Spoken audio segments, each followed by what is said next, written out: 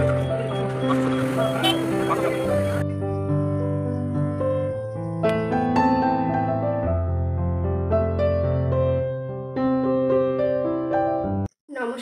সুপ্রভাত। কেমন আছেন সবাই? আশা করি সবাই ভালো আছেন, আর আমরাও বেশ ভালো আছি। আমি রীতা, আমার নতুন একটি ব্লগে আপনাদের সবাইকে স্বাগত জানাই। আজ শনিবার 5ই জুলাই, মানে 5th জুলাই। তো এখন ওই সকাল ওই 8:30 মতো বাজে।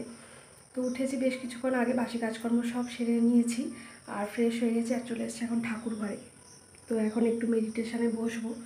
কদিন যাবত বেশ দেরি করেই ওঠা হচ্ছে, তো তাই জন্য ভোরে ভোরে আর মেডিটেশন হচ্ছে না। আর আজ হচ্ছে উল্টো রথযাত্রা। আপনাদের সবাইকে জানাই উল্টো রথযাত্রার অনেক অনেক শুভেচ্ছা। তো এই এখন মেডিটেশন করে রেডি হয়ে যাব রথের দড়ি টানতে।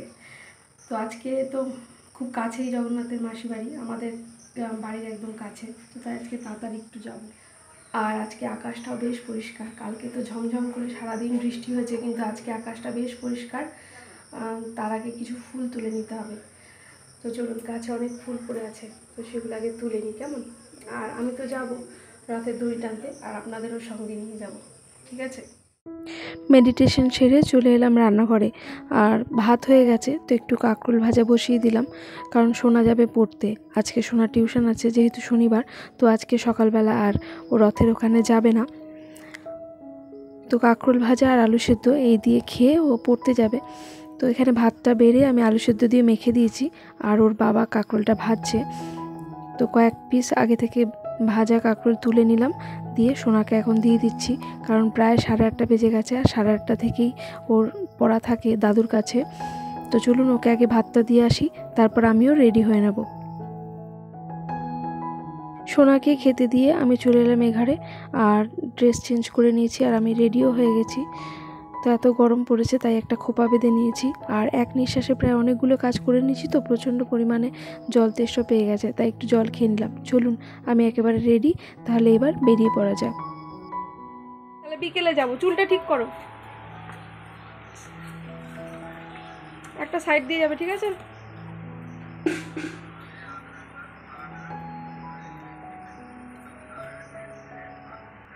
ব্যাগ আমি ছোটটা নিয়েছি, চাবি দাও। আচ্ছা, ঠিক আছে। তো আজকে আর সোনা যাবে না, এখন সোনা বিকেলে যাবে, কারণ ওর টিউশন আছে, তো টিউশনে চলে গেল। আজকে আমরা দুজনে যাচ্ছি। এত দেরি করছো কেন?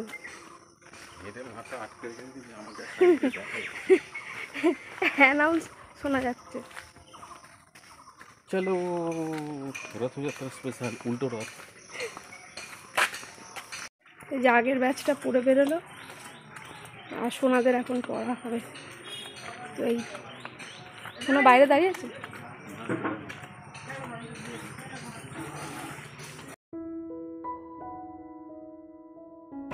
আজকে আকাশটা দেখো কি সুন্দর হয়ে রয়েছে, কালকে কি বৃষ্টি। হ্যাঁ,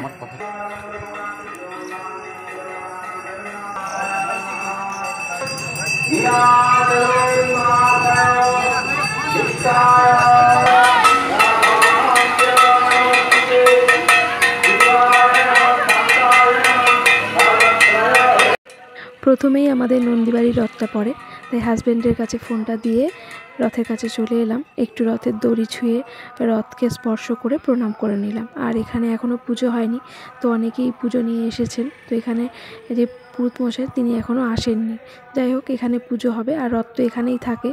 এরপর কয়েকদিন বাদে এই রথটাকে ঢাকা চাপা দিয়ে দেওয়া হবে। আর এই হলো রথের ভেতরে প্রভু জগন্নাথ। আজকে প্রভু চলে যাবেন মাসির বাড়ি ছেড়ে নিজের বাড়িতে। চলো, ছুটি হবে।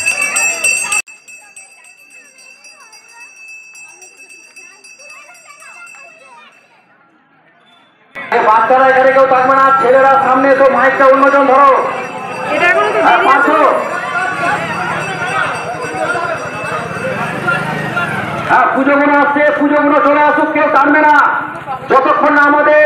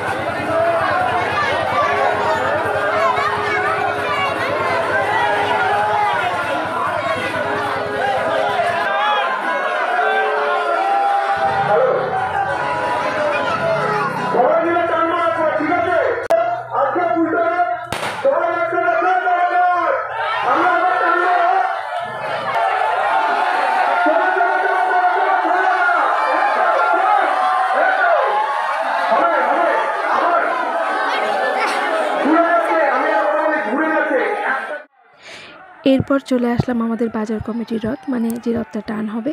তো এক সপ্তাহ এখানে থাকার জন্য তো প্রচণ্ড বৃষ্টি কাদায় না রথের যে চাকা সেটা বসে গেছে। তো সেই কারণে বেশ কয়েকজন মিলে সঙ্গে আমার হাজব্যান্ডও আছে, ঠেলে রথটাকে একটু এগিয়ে দিল। তো এইবার সুন্দর গড়গড় করে এগিয়ে যাবে।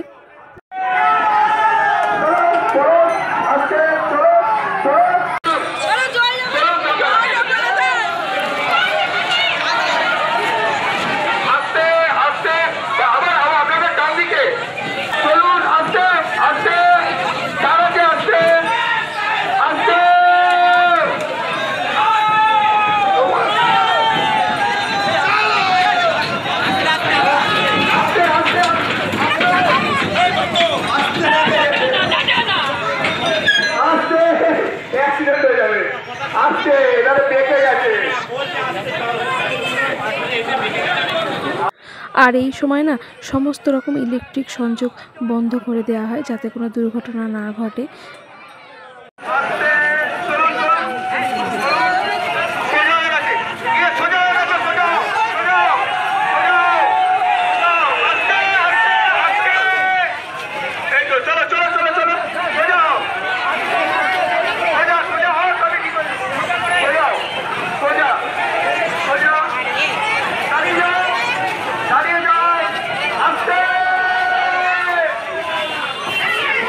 কিছুটা রথ টান হওয়ার পর বাজারের কাছ থেকে এসে এবার থামিয়ে দেওয়া হলো, কারণ এবার যারা যারা পুজো দিয়েছেন সেই সমস্ত প্রসাদগুলো ওপর থেকে লুট হবে।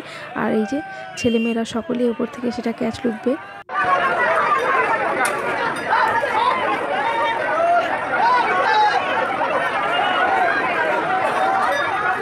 বাড়ি থেকে হাজব্যান্ডকে বলে দিয়েছিলাম যাতে না লাফাতে, কিন্তু সে কি আর শুনবে।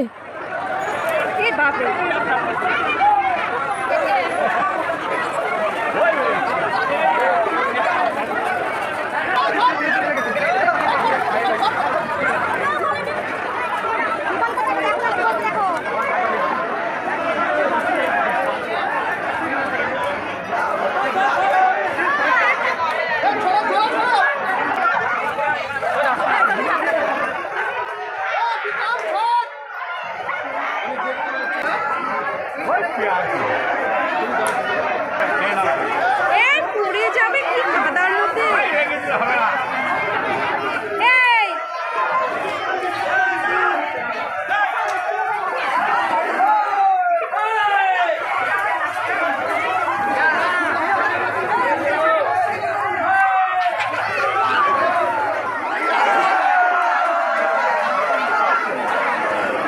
আমার একটা ফটো তুলে দিন তো।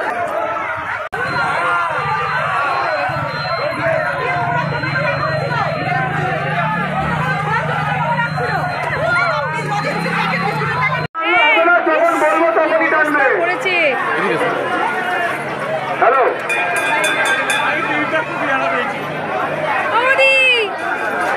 কোথায় ছিলে তুমি? কিছু টানবে না। তোমাদের সবাই পড়ে যাবে।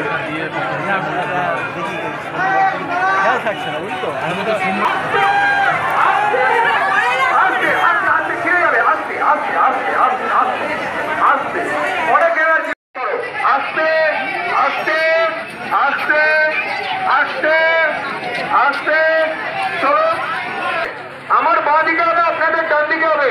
আর আস্তে আস্তে, জোরে নয়, জোরে নয়, জোরে নয়। তার আছে, অনেক তার আছে, অনেক তার আছে, অনেক তার আছে। ধীরে ধীরে যাবো, ধীরে ধীরে যাবো, ধীরে ধীরে ধীরে ধীরে ধীরে ধীরে ধীরে ধীরে। একদম আস্তে আস্তে আস্তে আস্তে। দাঁড়িয়ে দাঁড়িয়ে আস্তে আস্তে। সামনে দিকে পড়েছে, আস্তে। চলো চলো, দাঁড়িয়ে যাও, দাঁড়িয়ে যাও। আস্তে আস্তে, একদম একদম। হয়তো হয়তো হয়তো দাঁড়িয়ে যাও, দাঁড়িয়ে যাও, দাঁড়িয়ে যাও। না, জয় জগন্নাথ, জয় জগন্নাথ।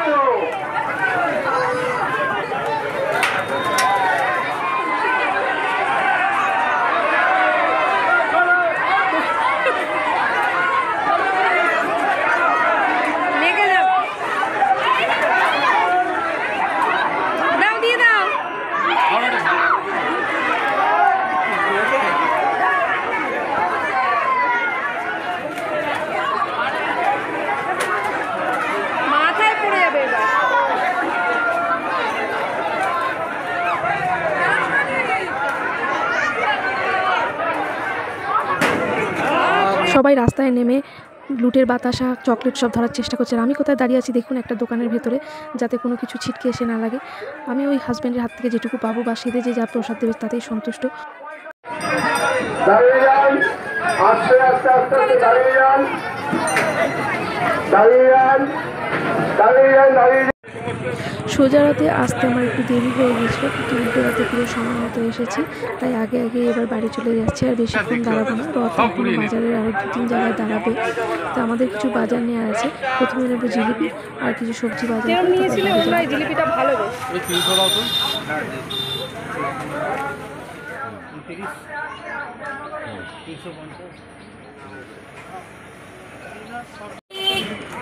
300 নিয়ে নাও, 42 টাকায়, সেখানে হচ্ছে তোমার 40 টাকা দাম, 570 টাকা, 570 টাকা।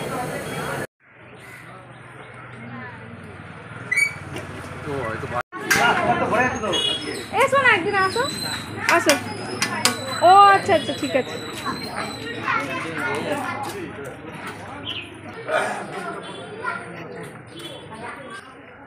এতদিন ধরে এইখানে রথটা ছিল, এবার এই জায়গাটা ফাঁকা ফাঁকা, কিন্তু 1 সপ্তাহের মধ্যে আমি আর আসতেও পারিনি আর আপনাদেরও দেখাতে পারিনি। আর এই যে নন্দীবাড়ির রথ আজ অবধি থাকবে, কয়েকদিন খোলা হয়তো থাকতেও পারে, তারপর আবার ঢাকা চাপা দিয়ে দেওয়া হবে, নাহলে রোদে জলে নষ্ট হয়ে যাবে। রথের দড়ি ধরা হয়ে গেছে, আর যেটুকু যা বাজার করার সেটাও করে নিয়ে চলে এসেছি আমরা। তো এখন বাড়িতে গিয়ে খাওয়া দাওয়া করতে হবে।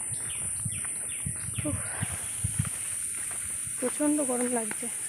ভেবেছিলাম বন্ধুরা উল্টো রাতে লাফালাফি করবো না, কিন্তু এই যে আমাদের গিন্নি গতবার আমাকে নিয়ে গেল জোর করে। রাতে বললাম, লাফালাফি চলো। করে গা হাত পা ব্যথা, আবার আজকেও আজকে লাফালাফি। লোভ সামলাতে পারি না, ছোটোবেলাকার অভ্যাস। আর কি কি পেয়েছে সেটা যখন বাড়িতে ক্লাস গিয়ে 2 পড়ি দেখাচ্ছি। তখন থেকে যাই না রথে। প্রত্যেক বছরেই একই রুটিন আমাদের এই রথে, আমার বেশি। আর কি কি পেয়েছি সেটা আপনাদের শেয়ার করবে।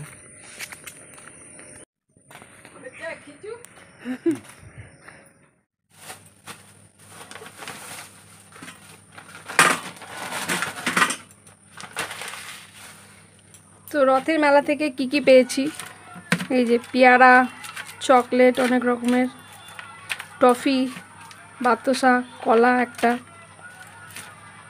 এইসব পেয়েছি রথের মেলা থেকে। জিলিপিটা কিনে এনেছি। তো রথের মেলা থেকে এইসব পেয়েছি। তো সোনা এখনও টিউশন থেকে আসেনি, তো ও আসুক, এখান থেকে যদি কিছু খায় তো খাবে। আর সকালবেলা ভাত করে দেওয়া হয়েছে ওকে, ভাত, আলু সেদ্ধ, কাঁকরোল ভাজা দিয়ে খেয়ে গেছে। আর আমরা এখন কিছু টিফিন করব, এই জিলিপি আছে, মুড়ি টুড়ি এসব, যাই হোক কিছু একটা খাবো। খেয়ে দিয়ে একটু ব্রেকফাস্ট করে নিয়ে তারপরে যাব ঠাকুর ঘরে, কারণ খালি পেটে ঠাকুর ঘরে গিয়ে পুজো হবে না, কারণ মন পড়ে থাকবে খিদের দিকে। কারণ কালকে রাতে আমি সেভাবে কিছু খাইনি, তো সকাল থেকে শুধু চা আর বিস্কিট খেয়েছি। তো এখন কিছু খাওয়া দাওয়া করে একটু বসে তারপর ঠাকুর ঘরে যাব, আর তারপরে রান্না করব। আর আজকে কি কি রান্না করব সেটা আপনাদের সঙ্গে পরে শেয়ার করছি। তবে আজকে আর নিরামিষ হবে না, কারণ গতকালের কয়েকটা মাছ ভাজা, মানে কয়েক পিস মাছ ভাজা পড়ে আছে, তো সেটা দিয়ে একটা কিছু বানাবো, মাছের ঝালটা হয়তো বানাবো, আর একটা তরকারি করব। তো চলুন আগে খাওয়া দাওয়া করে মানে একটু রেস্ট নিয়ে তারপরে যাই ঠাকুর ঘরে, কারণ শরীরটা খুব একটা ভালো নেই। 2-3 দিন যাবৎ জ্বরে ভুগেছি, তো প্রচণ্ডই ক্লান্ত লাগছে,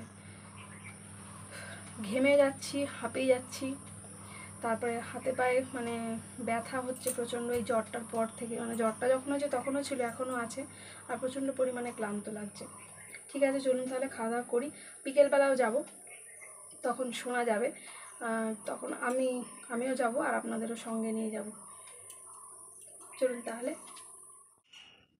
আমি না ফুলটা তুলেও যেতে পারিনি আর মাকে সাজিয়েও যেতে পারিনি, মানে পুজোটা আমার পুরোপুরি বাকি ছিল। হাজব্যান্ড বললো চলো ঘুরে আসি, অনেকটা সময় পাবে, তাই তার কথা মতো ওই 8:30টার সময়ই বেরিয়ে পড়েছিলাম। আর তাই তো প্রথম থেকেই রথের দড়ি ধরতে পেরেছি, এবং রথ থেকে বাড়ি চলে এসে এইবার একটু ব্রেকফাস্ট করে নিয়ে চলে এসেছি ঠাকুর ঘরের দিকে। তো আগে প্রথমে ফুলগুলো তুলে নিচ্ছি। আর এই জবা ফুলটার কি সুন্দর কালার দেখুন, দারুণ সুন্দর। তার সঙ্গে লক্ষ্মী জবা, আরও নানা রকমের জবা তো আমার বাড়িতে ফোটেই, সেটা আপনারা জানেন। তো সমস্ত ফুলগুলো চলুন তুলে নিই।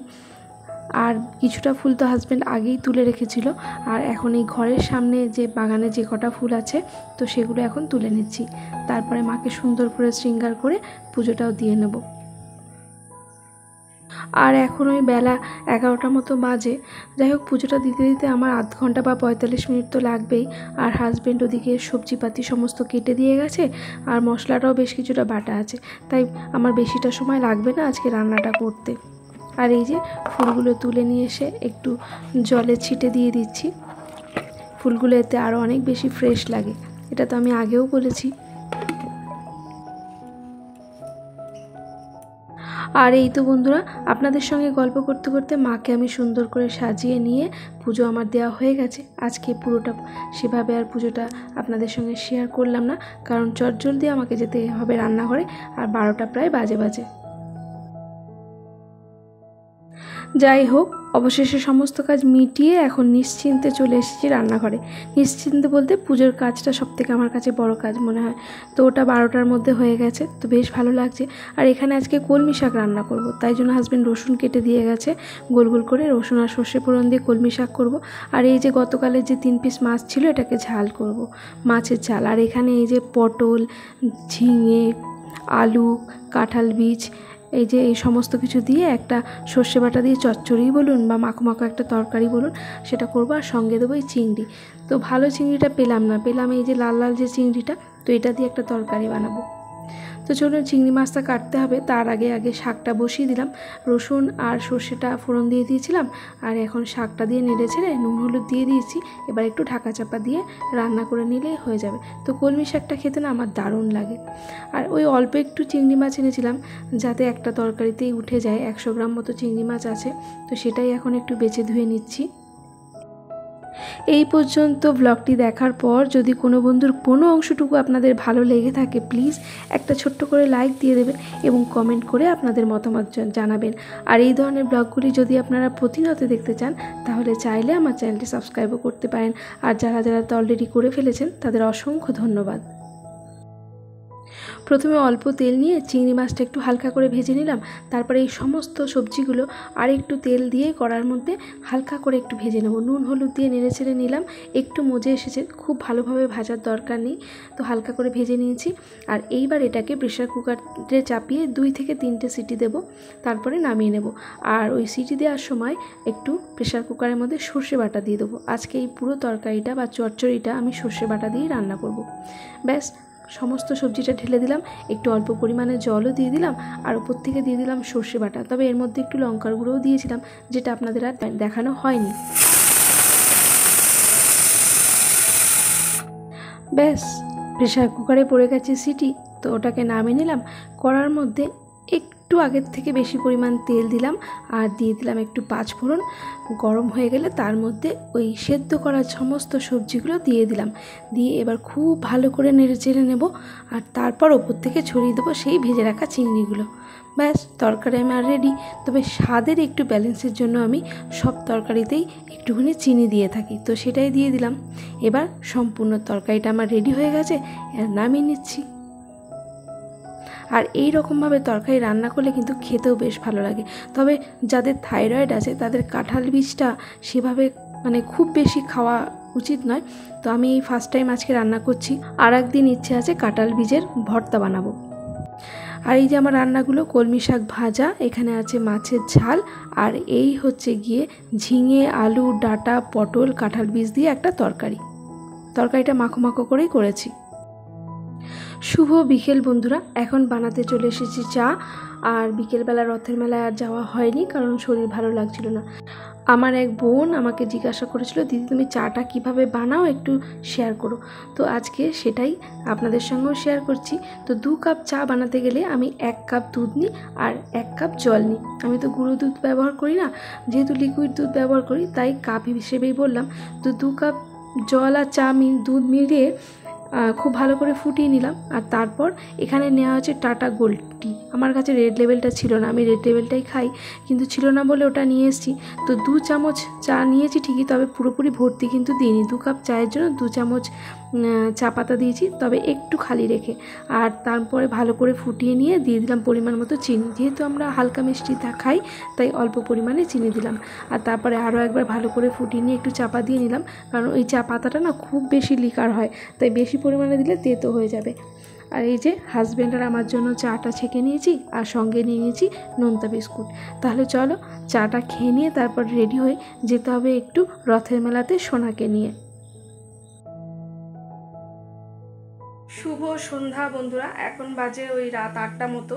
তো বিকেলবেলা আর রথের মেলাতে যাইনি, মানে রথের দড়ি টান দিতে আর যাইনি। আর সোনা আজকে সকালে বা বিকেলে আর মানে রথের দড়ি ধরতে যায়নি। তো এখন আমরা যাচ্ছি, এই যে রেডি হয়ে গেছি। সোনা মাথা আঁচড়ে, তো মাথাটা আমারও আঁচড়াতে হবে। আর এই যে সিম্পল একটা জামা পরে নিয়েছি। আর যা গরম লাগছে, সকাল থেকে বৃষ্টি সকালের দিকে হয়নি, কিন্তু এই সন্ধ্যেবেলার দিকে বা বিকেলের দিকে একটু বৃষ্টি হয়েছিল। তো যাই একটু ঘুরে আসি। আর মানে অনেকক্ষণ পরই আবার আপনাদের সঙ্গে দেখা হচ্ছে, সেই দুপুরবেলার পর, কারণ শরীর আর একদম ভালো লাগবে না। চলুন যাই একটু ঘুরে আসি আর আপনাদেরও নিয়ে যাই রথের মেলায়। কেমন ফাঁকা ফাঁকা হয়ে গেল জায়গাটা, কেমন। চলে এসেছি আমরা 3 জনা রথের মেলাতে। তবে চারিদিকে গান বাজছে বলে আমি সাউন্ডটা মিউট করে দিয়েছি, না হলে কপিরাইট চলে আসবে। তো সোনার তো কোনো এমনি বায়না নেই, শুধু যেটা ওর খাবার ইচ্ছে হবে সেটা কিনে দিতে হবে, ব্যাস এইটুকুই। কারণ রাতে বাড়িতে গিয়ে সে খাবে না। তো এই তো বাজারের মধ্যে চলে এসেছি। আর যেহেতু উল্টো রাতে একটু দেরি করে এসেছি, তাই ভিড়টা অনেকটাই কম। আর ঝিরিঝিরি করে বিকেল থেকেই বৃষ্টি পড়ছিল।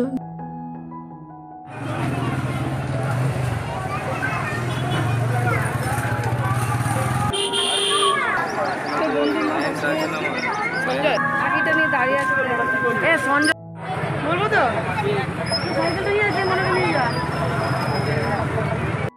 যাই হোক চলুন যেখানে রথটা রাখা হয়েছে সেখানে আপনাদের একবার নিয়ে যাই। আর এই তো বন্ধুরা চলে এসেছি রথের কাছে। এটা একেবারে আমাদের পঞ্চায়েত যেখানে, সেখানে। তো অনেকটাই রাস্তা, হাজব্যান্ড আসতে চাইছিল না, কারণ বৃষ্টিও হয়ে আর রাস্তায় পুরো কাদা প্যাচ প্যাচ করছে।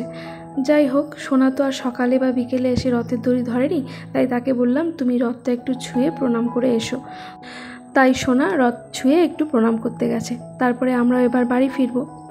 চলুন, সোনা চলে এসেছে, এবার আমরা বাড়ির দিকে ফিরি, কারণ আর ভালো লাগছে না। অনেকটা রাত হয়েছে, প্রায় 9:30 মতো বাজে। আর যাওয়ার পথে হাজব্যান্ড নিয়েছিল একটু ভুট্টা। তো আমি তো ভুট্টা সেরকম একটা পছন্দ করি না, তো তবু হাজব্যান্ডের কাছ থেকে একটু ভাগ বসালাম। আর সোনা নিয়েছে একটা বিরিয়ানি, আর আমি নিয়েছি একটা আইসক্রিম। তাহলে চলুন আজ এই পর্যন্তই। সকলে ভালো থাকবেন, সুস্থ থাকবেন, সাবধানে থাকবেন। আবারও দেখা হবে।